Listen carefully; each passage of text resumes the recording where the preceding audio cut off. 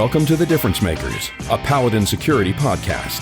We'll take you inside the world of security and share firsthand expertise from our industry professionals. Join us as we dive into everything security and explore the journeys of those who go above and beyond to make our world a safer and friendlier place. Hello, everyone, and welcome to the Difference Makers podcast. Today's guest is Johnny Boykins, Regional Director of Operations for PalAmerican. Johnny recently published an article in the IAHSS Journal of Healthcare Protection Management about his experience working as a security officer at one of the hospitals that is part of his healthcare portfolio. It's a lot tougher than he expected and led to change. Here's Johnny Boykins. So, Johnny, thanks so much for joining me. How are you? I'm great. Good, how are you? Thank you. Glad to be here. Thank you. We appreciate your time. So, so I want to just get right into it. You're currently the Regional Director of Operations, but about a year or two ago, during COVID, I believe, you decided that you wanted to go into one of the hospitals. I don't want to say undercover because it was more helping cover a post, as you previously told me. So you were an operations manager at that point. Why did you decide that that was something that needed to be done or you wanted to do? Certainly. So during COVID, the security team, we were experiencing officers that had COVID. We were kind of stretched thin, staffing wise. And, it was pretty much all hands on deck. We were kind of needing to cover some posts. I was on an ops call and I, learned that, there were some open shifts that we were going to cover in overtime, but I knew that the team was already burnt out and, already working extra. So I kind of volunteered and said, hey, I am a security officer. I do have a security license here in Florida. I can go and, cover, a couple of shifts, I think I can do that. And so I kind of raised my hand and said, all right, sign me up, put me in, for the second and third shifts. Where was needed. So I, went out and suited up and went to the site and worked 3 separate shifts over the course of a few months. That's not common, is it? For managers to be like, hey, I'll do it. Yeah, certainly. When I think about this now, the fact that I was going out as the operations manager at the time. To cover the post was kind of unheard of. Most of my interactions with the team are kind of, doing site visits, doing kudo calls, but I'm mostly kind of client facing and working with the administrators and the rest of the security supervisory team. So it was quite uncommon. When I showed up to relieve the officers, they were very surprised, that it was me, being the one that was going to work the shift. And in fact, my team is so great here in Florida that when I went in to work those posts, the security officers on duty, volunteered to stay. They were like, what are you doing? Sir, why are you kind of, coming into work? Do you know what you're doing? Pretty much. And I'm like, well, I think I can handle, 1 or 2 shifts. And so I'm very thankful for the team that I have, but it's not a common practice for someone at my level to work a security post. For sure. You mentioned it was the second and third shift. Well, actually, before I want to kind of preface it that you have quite a few healthcare portfolios you're in Florida, and there's quite a few healthcare portfolios. So it is a good opportunity for you to also, better understand the needs of the team. But what exactly is a second and third shift? Yeah. One, I have quite a large healthcare portfolio under my charge. I think it's probably 70% of my security operations, like actually across the board, across the south half of the United States, is healthcare. But the second shift is kind of a mid shift, so it starts at 2 p.m. and it goes till 10 p.m. And the third shift is 10 p.m. to 6 a.m. And the second shift is a very busy shift. It's what I didn't know that. I didn't realize like how active and engaged I was going to be until I showed up and I'm like, oh no, what have I done? Because it's just a very, very busy time. It covers, visiting hours. There's a lot of traffic. There's a lot of activity that's happening at the site, kind of managing lots of different things, answering the phones. And during the kind of COVID times, there was lots of restrictions. So we had to kind of monitor every person that was coming in, doing temperature screenings, knowing where everyone is in the site, because we had to control the population that was inside the hospital at any given time. And that was just a lot. It was quite the eye opener, on that first day. And no, I had been to these sites before. I had actually done a training of the week before this because I wanted to be sure that I knew exactly what to do. So I kind of worked with the security officers so that they could show me how they do their job. I reviewed the post orders. I kind of ran down the protocols that were put in place so that when I was going to be on my own, I would know kind of fully what to do. I had an idea about what was going on at the site, but I didn't know in detail, which we can get into, exactly what these officers were doing on a daily basis.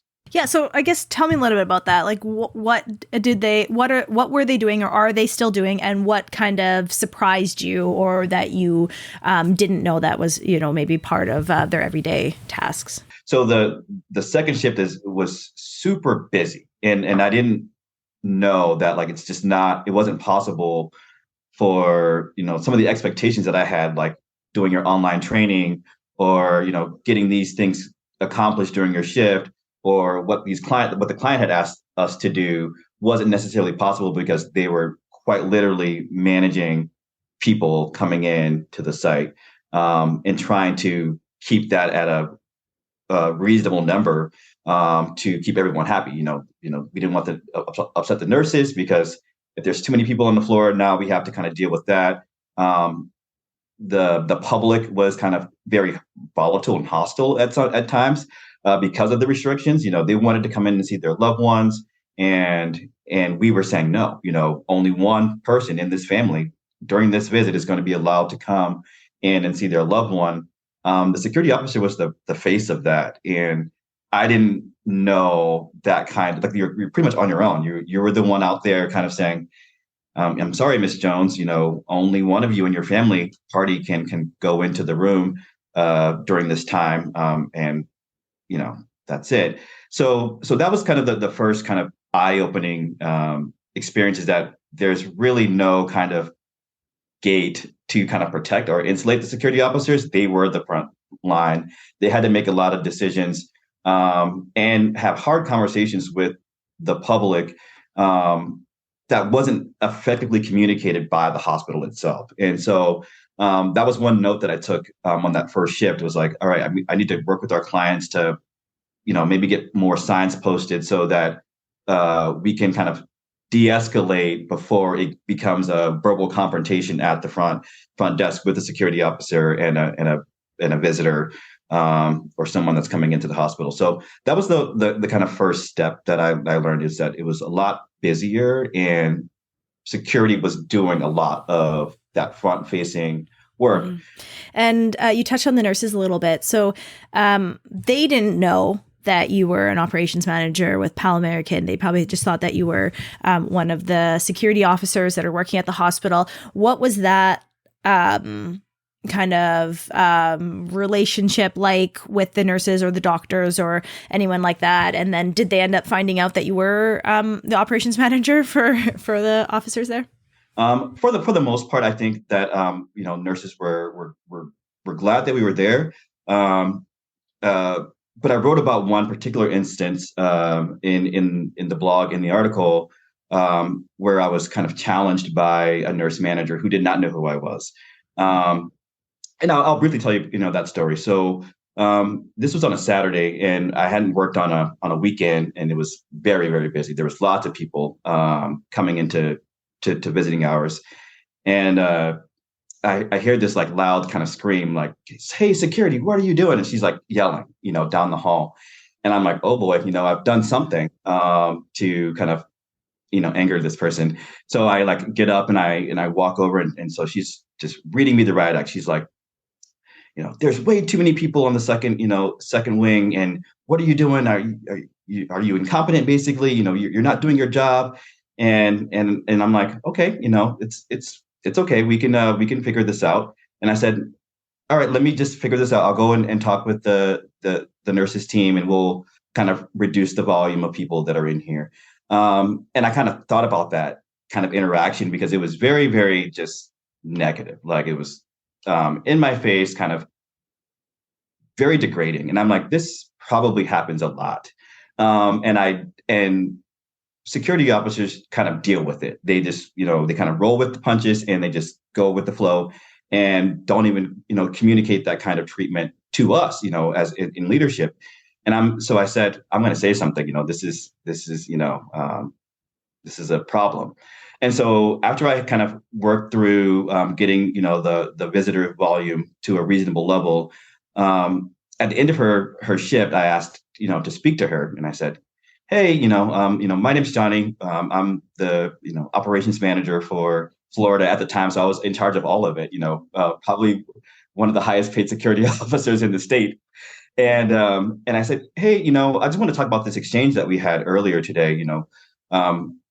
I kind of felt that it was inappropriate that you kind of, were talking to me in this manner. And I certainly believe that this has happened before, to security officers. I'm like, I'm not, just your regular security officer. Yes, I am one today, but, I'm certainly going to bring this up. And I kind of name dropped the CEO's name because that's who I worked with. And I'm like, I'm going to, talk about this because we have to foster a better relationship, Once you realize kind of, who I was and who I knew, we talked, through it all. She apologized. I apologized for, not being, as vigilant as I should have been. But it was I don't think she will ever forget that exchange because she didn't know who I was. And I'm glad that I stepped up and advocated for the team in that moment, because I do think that security officers probably weren't being treated with the type of care that, we would all want to be treated, like. Yeah, for sure. Now, much of the restrictions from COVID have been lifted, but has anything changed or stuck around since then? I do think that we have doubled down in our kind of training on customer service, on being kind of empathic listeners. A lot of times, in this work, we want to kind of get people to point A to point B as quickly as possible, when in reality, what we want to do is kind of listen to them, listen to what they're saying, as opposed to anticipating to what they're saying. So, for example, this person's coming in and they don't know where to go. So their mom's on, the third floor. They're nervous, and we have to kind of recognize that they're nervous. They may be scared about what they may find out, or worried about their loved one. And instead of us kind of like just getting them to the next step, taking that extra minute to look at them, listen to everything that they have to say, and then provide them a solution or an answer to their question or comment. And so we've done, I think, a good job, here in getting our security team to kind of slow down in that approach.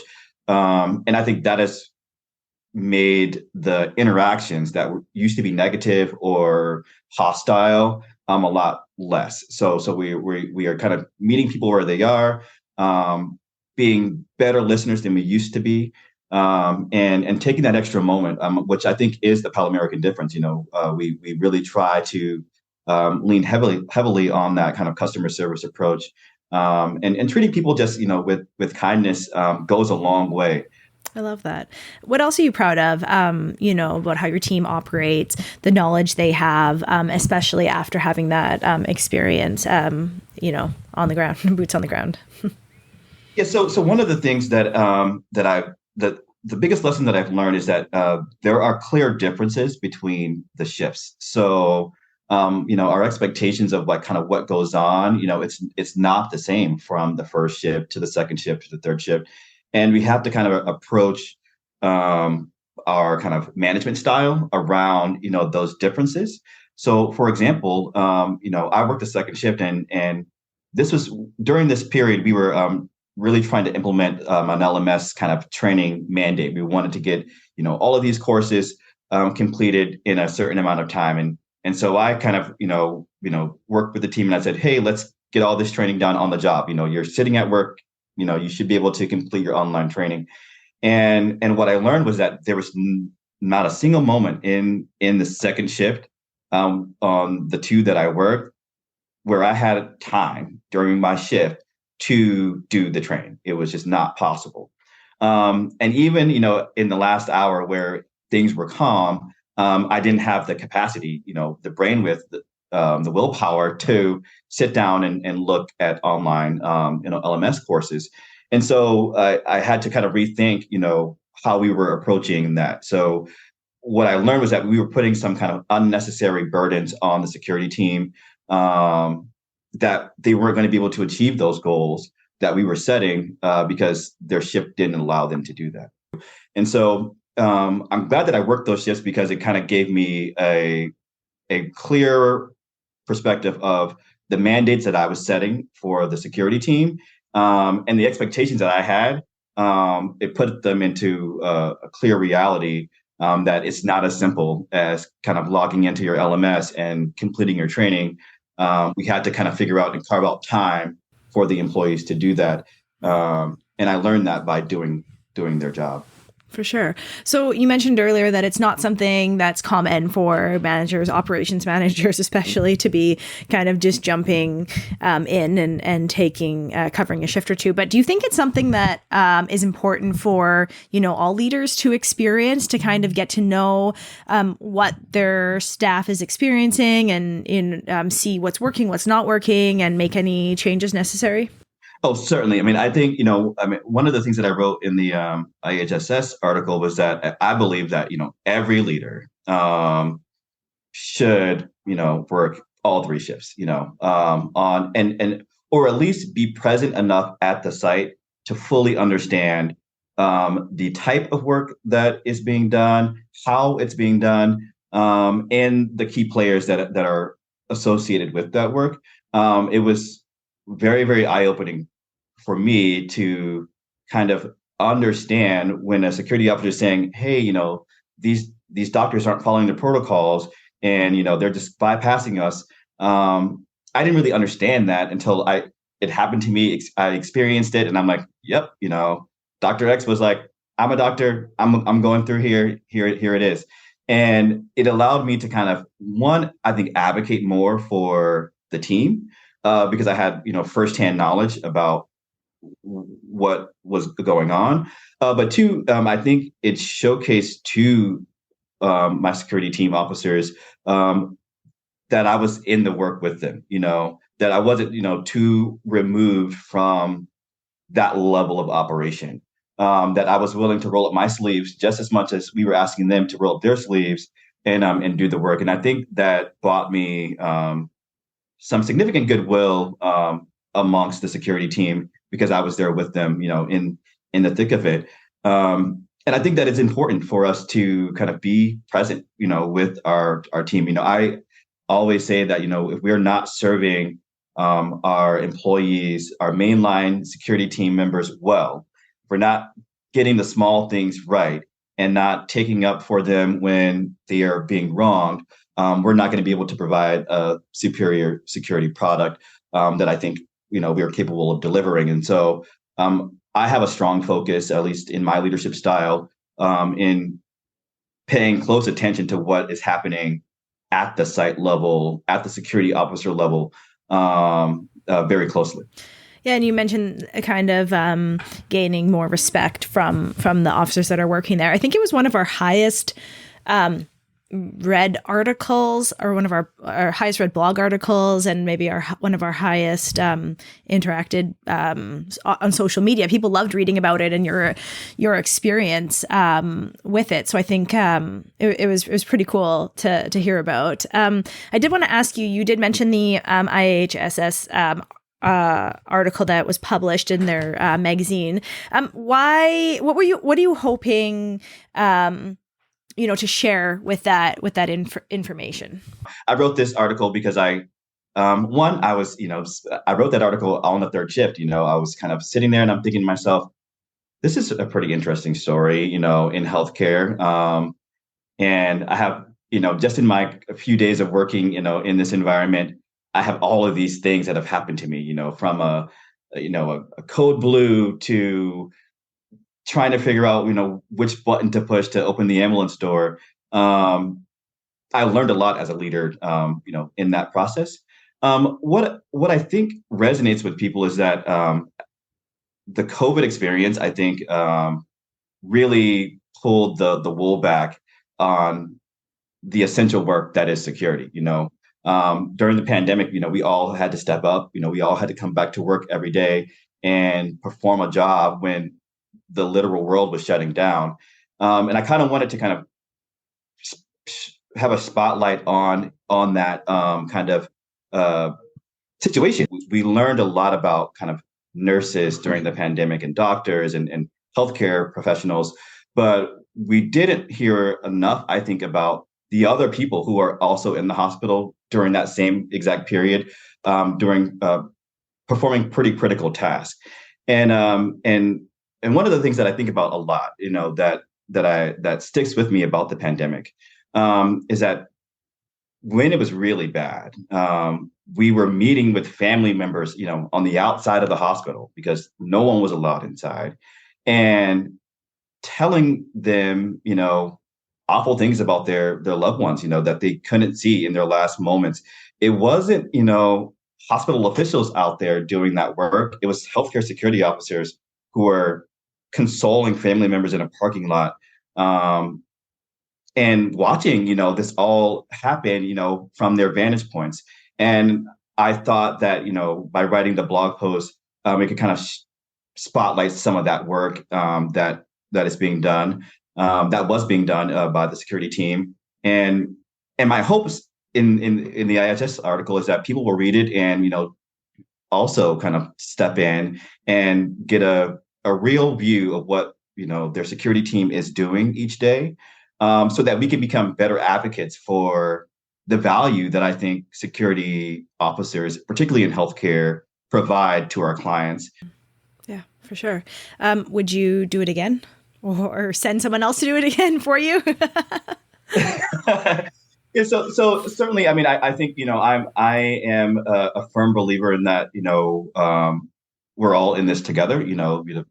If I could be of service to the team in any way, if that means that, I need to go in and cover the security post, that's what I'm going to do to get the job done. It was hard, it was hard work. I was exhausted after the few days that I had done it.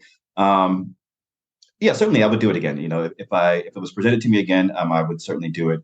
What I'll go back to, when I arrived at the hospitals for my scheduled shifts, every team member that I came up to, all volunteered to stay because they knew that, one, this is not my primary role. This is not my normal job. Yes, I may have a security license because it's required by the state, but it's not my normal function. And I think the team recognized that, hey, this is kind of out of your scope of work. And they all volunteered to say, hey, I'll work a double, tonight, sir, if you don't want to do this. And I think that's a credit to their commitment to their jobs, to their sites. They actually, love these places and they want to provide, quality service. And so it's a testament to them. A shout out to all of the healthcare security officers that I have here in Florida and around the country now, because they do such a great job and provide a vital service that I don't think we appreciate enough. Yeah, no, for sure. Well, thank you so much for sharing all that and getting the message out there. And I think, a little by little, it gets out there and more people learn and even people just having positive experiences, like you said, sharing with the clients that they've had this experience. I think it can start making a difference and shed the light on the tough work that security officers, healthcare security officers in general do. So thank you very much. I appreciate it. No problem. Thank you.